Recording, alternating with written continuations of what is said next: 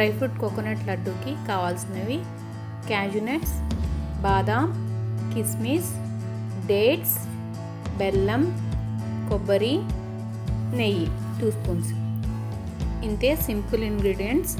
Dry fruits వచ్చి మన optional, నేను ఇంట్లో అవైలబిలిటీలో ఉన్నవి తీసుకునేసాను.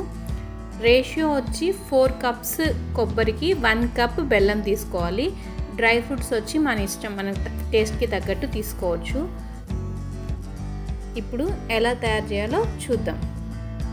ఫస్ట్ బెల్లంని ప్యాన్లో వేసుకొని కొంచెం వాటర్ యాడ్ చేసుకోవాలి. యాడ్ చేసుకున్న తర్వాత అది బాగా మెల్ట్ అయిపోవాలి. పాకం రావాల్సిన అవసరం లేదండి. బాగా మెల్ట్ అయిపోయి కొంచెం అది బాయిలింగ్ స్టేజ్లో ఉంటుంది కదా, ఒక బాయిల్ వస్తుంది కదా, అక్కడ వరకు పెట్టుకుంటే సరిపోతుంది. దీనికి పాకం రావాల్సిన అవసరం లేదు. బెల్లం బాగా కరగాలి, లేకపోతే అది ఉంటలు ఉండిపోతుంది. ఇలా బాయిలింగ్ స్టేజ్ వస్తుంది చూసారు కదా, ఇలా వచ్చినప్పుడు మనం కొబ్బరి యాడ్ చేసుకోవాలి.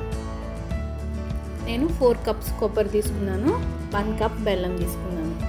తర్వాత అన్ని డ్రై ఫ్రూట్స్ వేసేసేయాలి, డేట్స్తో సహా వేసి బాగా మిక్స్ చేసుకోవాలి.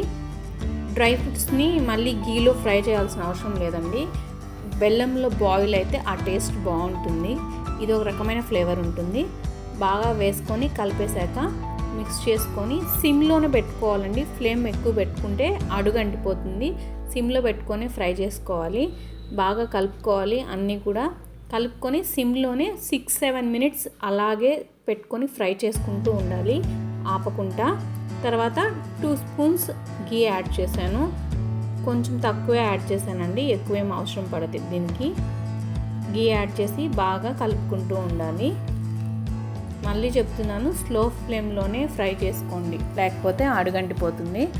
అంతే, సింపుల్గా ఒక 10 మినిట్స్లో మనకి రెసిపీ రెడీ అయిపోతుందండి. చూస్తున్నారు కదా, అంతే రెడీ అయిపోయింది.